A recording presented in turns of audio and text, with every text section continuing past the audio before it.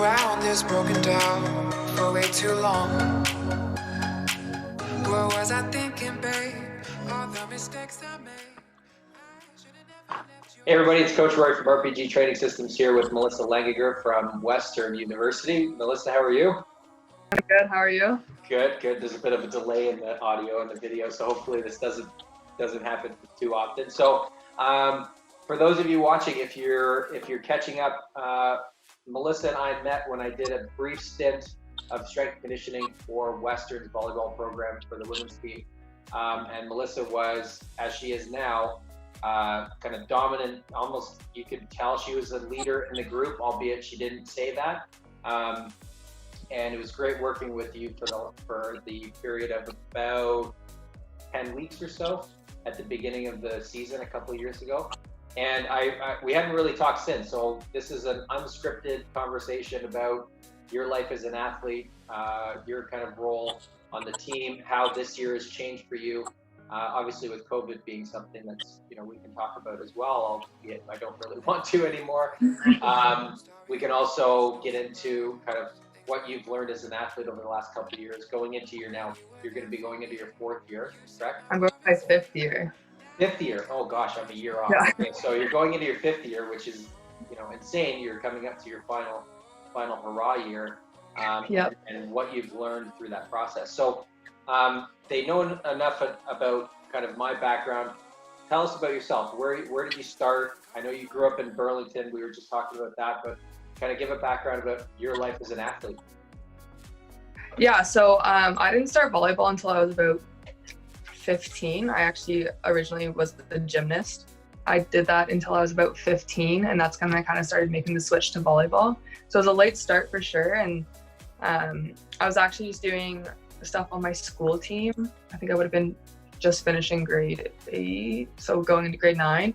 I was doing some camps just with like a local club, and they were the ones that encouraged me to try out. So I was pretty raw, definitely was lacking the technical skills, but I think they kind of took a chance on me off of my athleticism from gymnastics.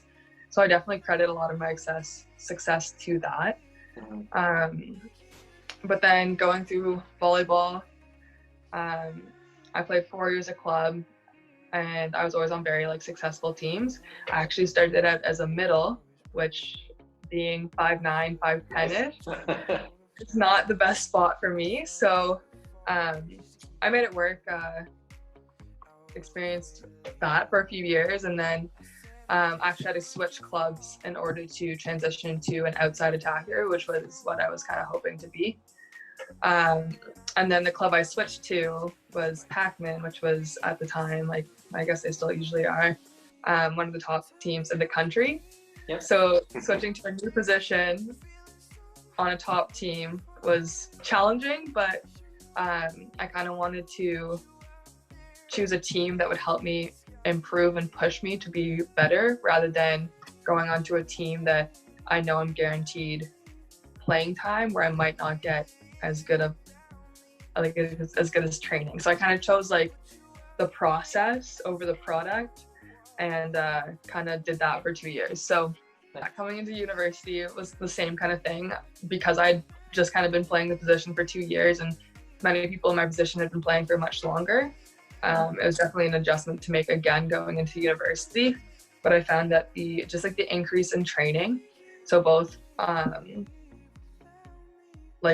on-court and off-court training, it's just such a jump from club volleyball to university, where you go from playing 2 days a week to all of a sudden playing 6+ kind of thing. So I just found a huge increase in my skill, and I actually had a very, very successful first year. So yeah, I got all rookie team in my first year. I got rookie of the year, and then I got youth sports all rookie team as well. So I had a very successful first year. But a lot of that was just because of I think the increase in training. So just my skill level just instantly flew up from going from club. And then second and third year, I find that I had a little bit of a lag almost, because there were slight improvement, but I wasn't anything to really further my game. I just kind of accepted where I was at and left it at that. So yes, I had good years, but they weren't kind of what I was hoping for personally. So then going into my 4th year, I decided to make a shift and really focus on off-court training. So I spent all of last summer in the gym 5 days a week and training with a personal trainer and trying to figure out what I can do to up my game. So because being an undersized athlete, a lot of my position and why I'm as successful as I am is because of my vertical and I can jump and the amount of power I have. And a lot of that is based off of off-court training. That's not as focused on technique. So I spent a lot of time doing that and had to make a lot of sacrifices in my personal life, but not good sacrifices. I don't want to say it was all like bad, but I did make a lot of changes going into my 4th year, and I noticed like a huge difference in my game. I was so much more powerful. I explosive, and it shows. So this past year, I was awarded OUA first team All Star. So that was super exciting. That was kind of one of my goals I've had for a while, and finally achieving that was awesome. Mm-hmm. So that's kind of my journey through my years of volleyball and sport. That's awesome. So I love the transition. I think the key word that you touched on right at the beginning was the athleticism, right? The technical skill, you hadn't really developed it. You hadn't really touched the volleyball until you were 15. So, I think one of the points of these conversations and conversations with the coaches too is to show, it's not really when you start, it's how you take it on and the energy behind it. Did you take it on with gusto? Because my impression of a gymnast is like very high level, especially when you get to 15. That's kind of when most people are going to major competitions. So you've got that kind of mental drive to do it. And then really it's just putting yourself in a position to be successful with good coaches, good club, right? You started in Burlington, so which club did you play for before Pac-Man? I played for Halton Hurricanes. Yeah, Hurricanes, yeah. So, I mean, they're a well-established program as well, and they've got, a good rooting and a good, I would assume a good development process. I don't know them, so I can't say anything, but like that athleticism part is huge. So what were some of the things that you learned in transitioning from, I know we're going back a bit now, from gymnastics to volleyball? What was some of the major differences, besides the fact that it was sports still?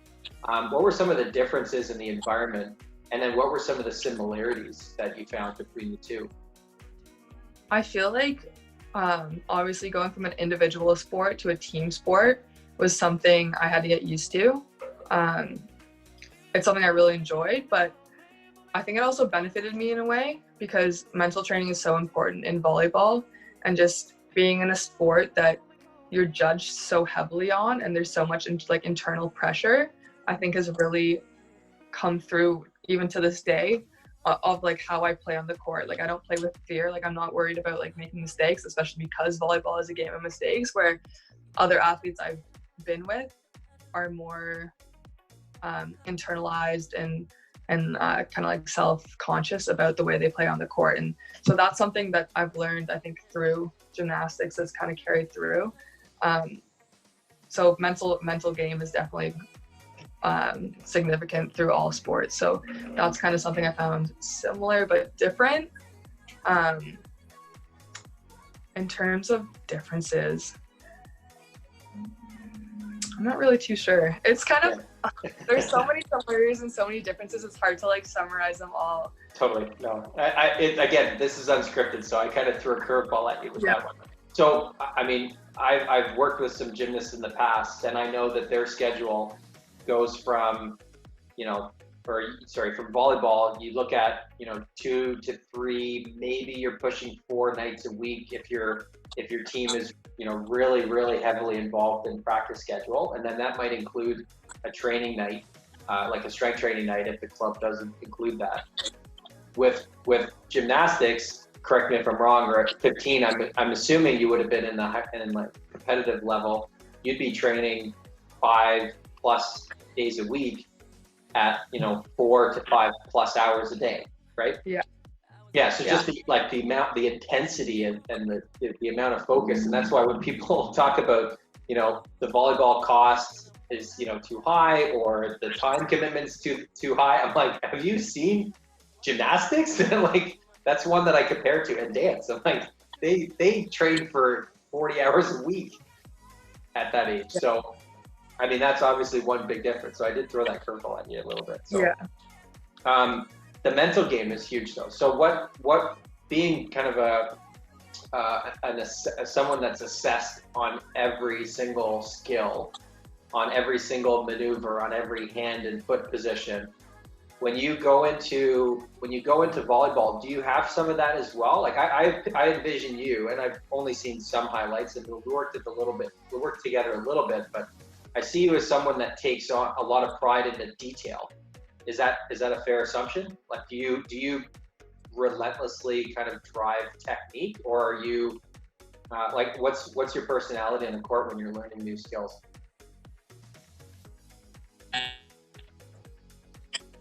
Of both.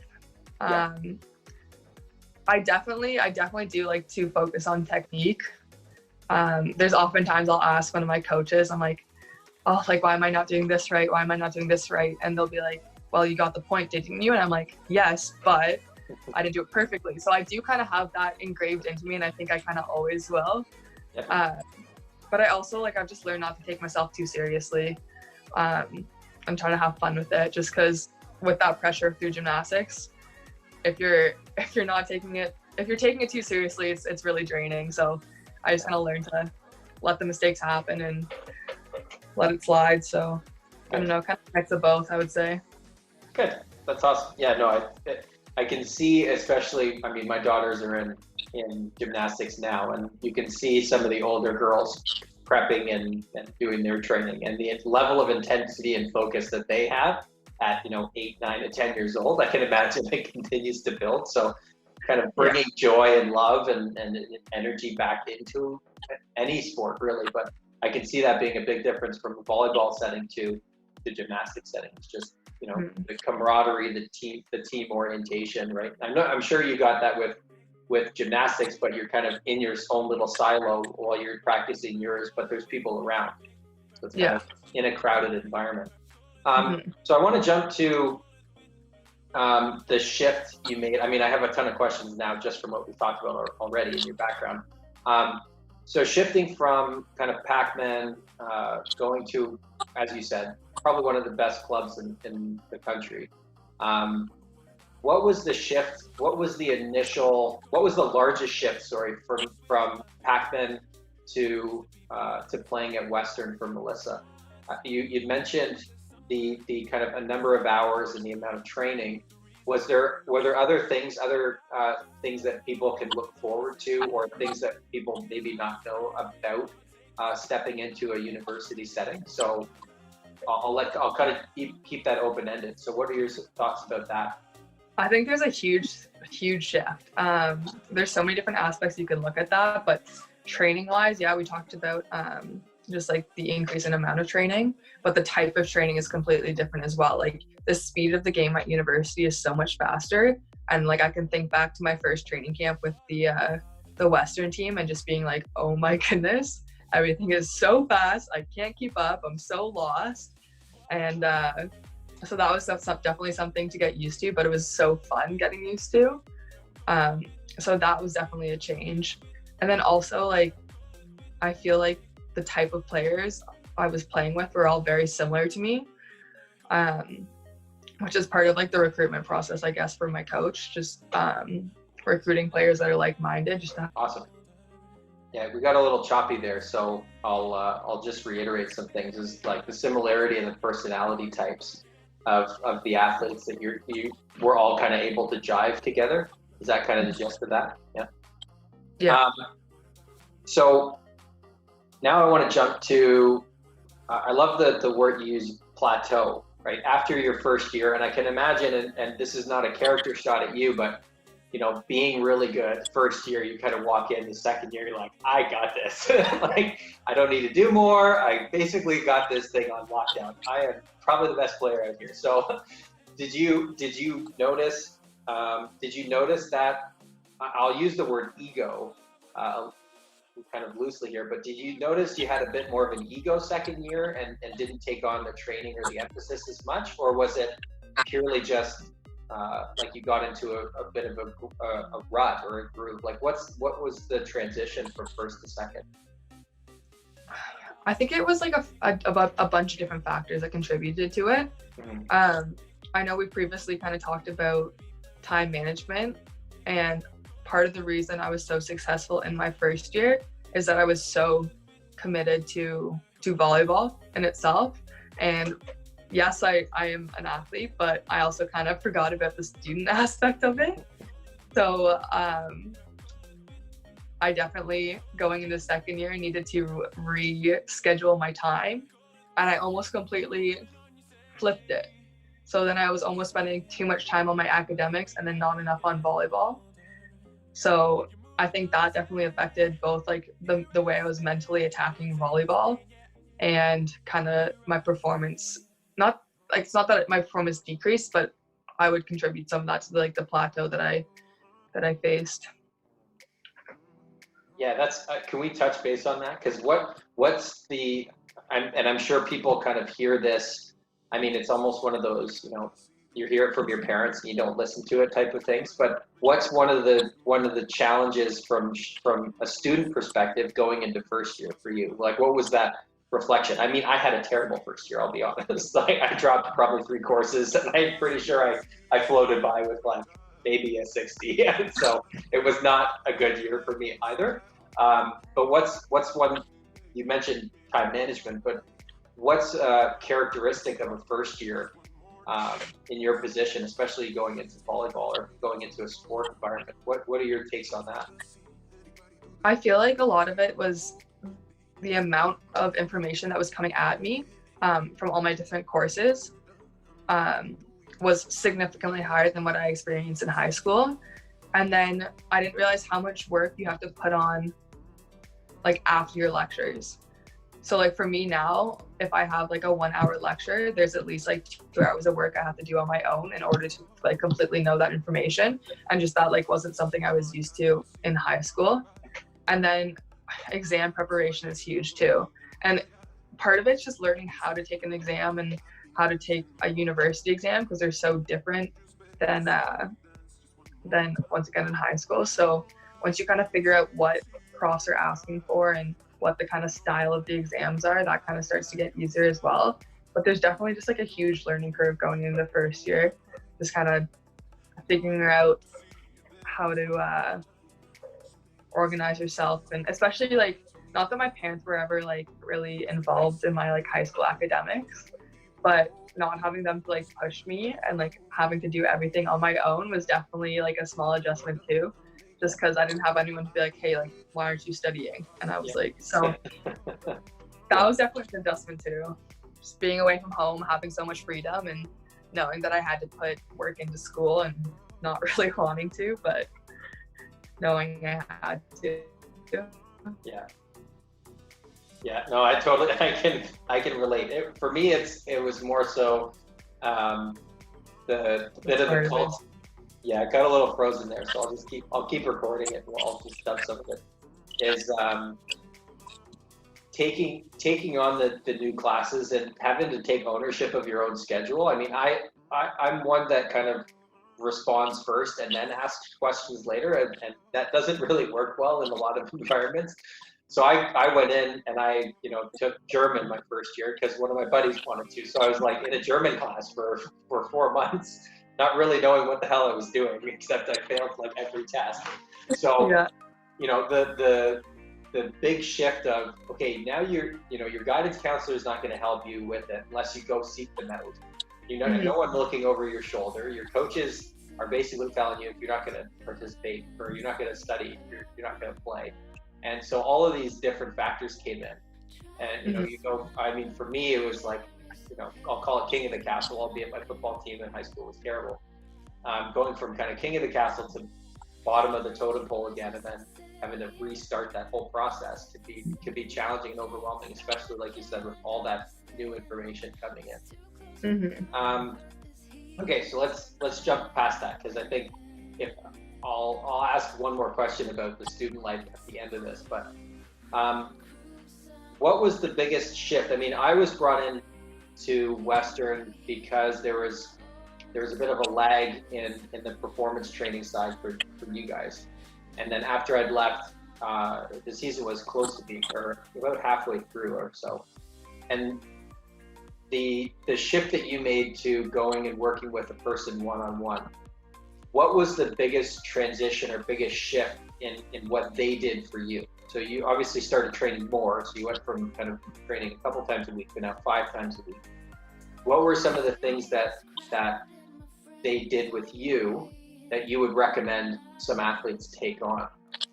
Right. I think the biggest factor was like how individualized it was.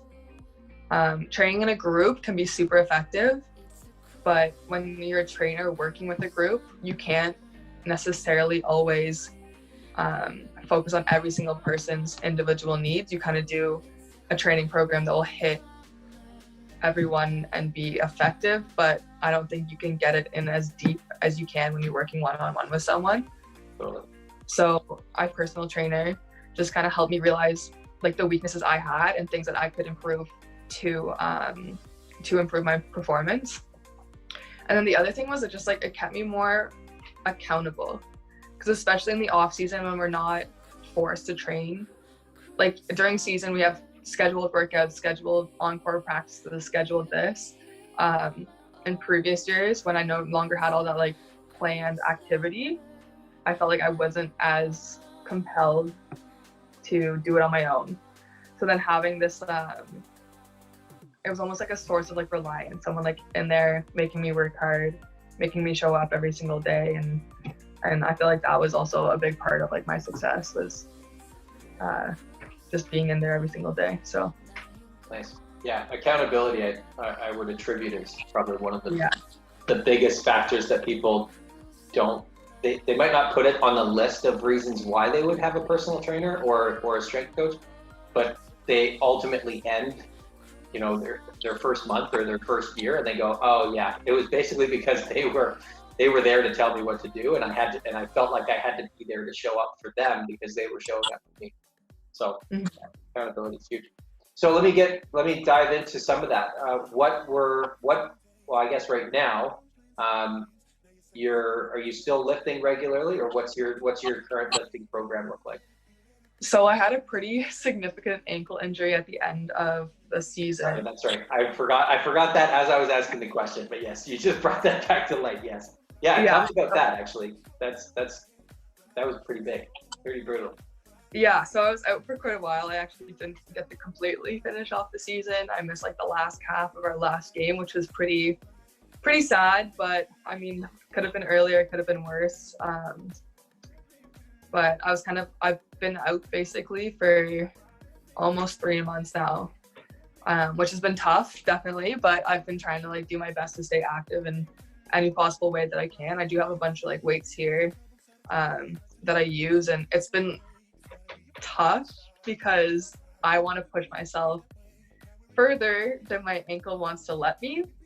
So it's kind of been a balance of letting myself fully recover and not overdoing it. Yes. But I definitely have been training and slowly incorporating like my programs back in, and I think I've been pretty good with it. I think I work out almost every day. With work now, it's been a little more challenging because I'm working like 44 hours a week, and getting home at the end of the day and going straight to a workout is challenging, but I've been making it happen. Yeah. But it was kind of tough mentally just to know I was kind of like at like my peak performance at the end of that season, and then all of a sudden not being able to do anything was tough, especially because I had so many like plans. I was like, oh, I'm in like the best shape I've been. I have the whole summer to work out. Like it's just going to keep getting better and better. And I'm going to be like set for next season. And then I had this big kind of like pause, and I was like, okay.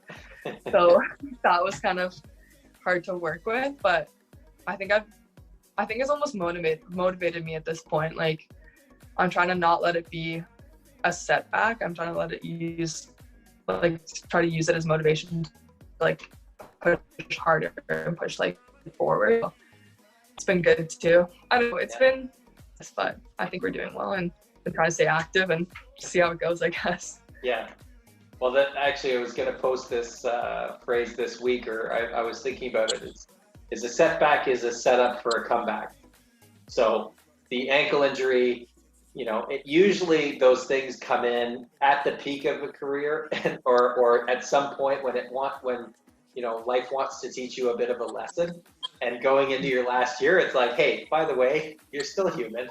Don't get too far ahead of yourself. We still have a whole summer.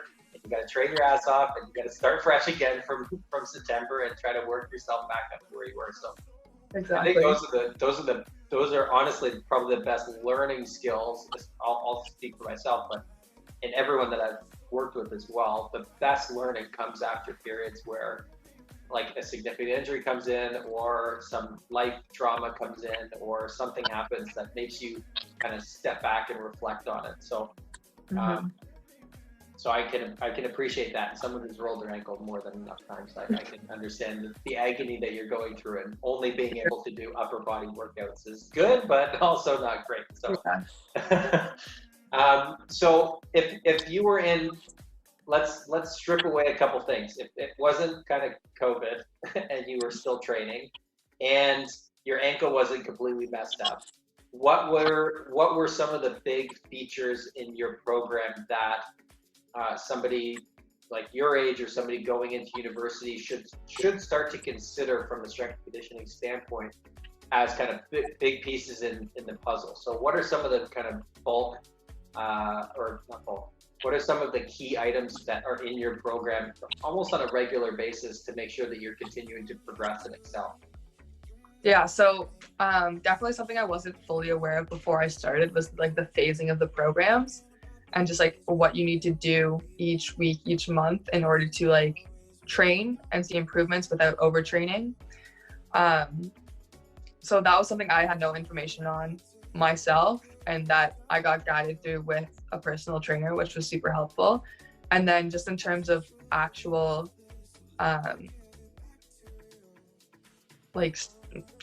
moves and stuff like that, like I found a big difference when I was doing plyometric training, and we like experimented with so many different types and so many different I don't know, almost like obstacle courses. I don't know how else to describe it, but that got me jumping and got me like moving, and I got so much more dynamic and so much faster, and that made such a huge difference in my game. And then contrasting that with the strength training, it's like the combination of them both that I think made such a difference in my game. And if I was working out on my own, I don't think I would have done as much plyometrics as I did with a trainer, and I don't think I would have known exactly what to do and how to do it in order to benefit me and like my specific sport of volleyball, because every sport's so different, and knowing what you need to do to improve what is something that's like super important, and that most people just generally don't have an idea of. Yeah. And then I think something we've talked about previously is like the difference in working out versus training. Yep. Which is kind of exactly what the difference was for me, because yes, I've been working out my entire life, and even in that like second year kind of gap where I felt like I plateaued, was I working out? Yes, and often, but I wasn't training and I wasn't doing the right things to get me to where I wanted to go. So implementing a personal trainer and kind of getting guidance on that kind of geared me in the right direction. Awesome. Yeah. It's almost like I'm preaching to the converted almost, because when people watch this, I hope they understand that they're watching it from a strength coach's perspective. But as an athlete, it again, similar to you in that it came up after an injury that you started to really appreciate the process that you went through to get to where you are, and then what the process is going to look like afterwards. But almost you had to have this kind of reflective moment of, you know what, I'm kind of stuck. I feel like I'm not progressing any further, and I need someone to step in and coach. And that's going to happen. And I'll say this to you as you're a lot younger than I am, but you're going to have this come up every, cyclically almost every year of like, I'm stuck in an area, I need coaching or guidance, I need to talk to someone, or I need to get support in some way, because I've got coaches in all areas of my life, even training. Like I outsource for that, because you can't, when you're inside your own bubble, you can't see the outside. Or what's the phrase? When you're inside the jar, you can't read the label on the outside. Like you can't see what's going on inside. You're looking at it purely from inside out as opposed to outside in. So having coaches and people, even just taking a half glance, can see, especially someone who knows what they're doing. It doesn't take them long to recognize kind of the big gaps in performance or strength or wherever that you're going to need to progress. So one thing I wanted to ask you was, what's some advice that you would give to someone that was in your position, kind of end of high school, looking to transition into university? What's some, maybe one or two pieces of advice that you would give them to help them kind of overcome that initial, I'll call it jolt of information, of time management skill requirement?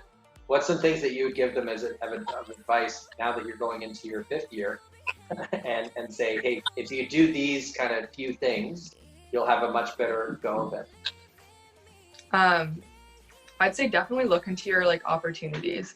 I feel like there's so many things we can do, but we don't, that can be super beneficial. And whether that be seeing a guidance counselor now and figuring out how to time management, how to manage your time better in high school so that the transition to university isn't as hard. Or if it's reaching out and starting a training program now so that the transition isn't as hard. Anything you can start early and reach out and do as a grade 12 or 11 or 10 before the transition, I think will be extremely beneficial. In terms of, I don't know where I was going with that. That's good. Get started now. It's never too early to start something, is basically what I got from that. Yeah. Also, just reach out to people. I feel like when I was growing up, there's so many people that influence you, but there's definitely defining moments. And for me, I remember there was someone named Stephanie Neville that came into one of my volleyball practices and shared some of this information with me, and I was instantly like, okay, so now I want to play university volleyball and this is what I want to do. But even just through social media platforms, you can reach out to me, you can reach out to anyone and kind of ask for advice or ask kind of opinions on things, and that could be super, super helpful as well. Cool. Well, what I'll do then is at the bottom of this video, I'll put a link to your Instagram, I guess, account, and just say, here's Melissa's Instagram. Go send her a DM and start a conversation. Yeah, honestly, I can share anything I got. So yeah, it's really, I mean, it's why I got into this role and why I got into coaching in the first place.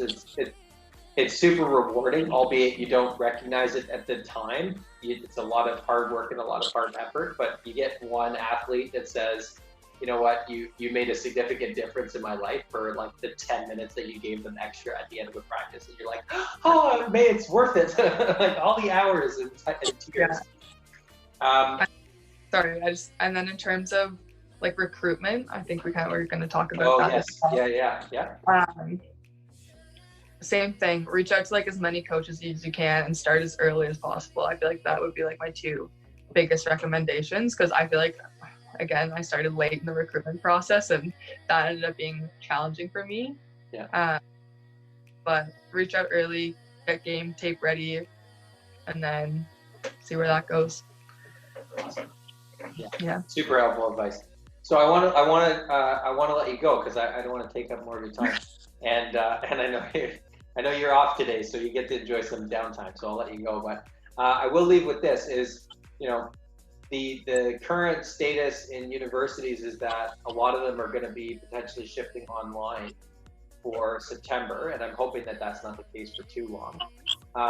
But again, in the chance that we get back and you're back and you're practicing with your team, what's one of the biggest things that you're looking forward to this coming season? Oh, there's so many. I feel like the situation going on right now, like I just want to be back with all my teammates and back on the court, like doing like what I love. And that's so cliche, but definitely something we're all missing right now. Put everything there, try to get into like best physical and mental performance I can, just so that when I'm ready to go, that like I'm ready, and that I can leave at the end of my 5th year and not look back and be like, oh, I should have done this or I should have done that, and just be completely content with where I am and how my university career went. Yeah. The idea that if you put all your eggs in, you're never going to look back with regret. You're always going to leave with, I did everything I could to make sure that it was worthwhile. Are there plans for you after university? Are you thinking about going pro, or what are your 2 cents on that? I know I'm not supposed to ask you more questions, but I want to ask. I'm definitely interested in going pro, even if it's just for a couple of years. I definitely have to do more school at some point because I'm in kinesiology, so I want to get into physiotherapy. So that's a master's program. It would be take a couple years off and go pro and continue playing for a little bit longer. It's definitely in my thoughts. But once again, with this whole COVID situation, I don't know when travel's going to be okay. So who knows? I'm trying to be flexible. Yeah.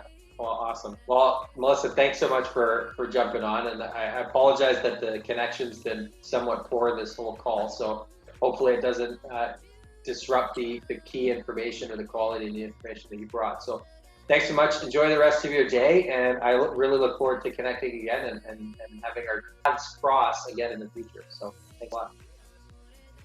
No problem. Thanks for having me. It was nice to talk about my career, and hopefully I inspire some people, some younger athletes to pursue a university career in volleyball. Awesome. Thanks, Melissa. Have a great day. I'll talk to you soon.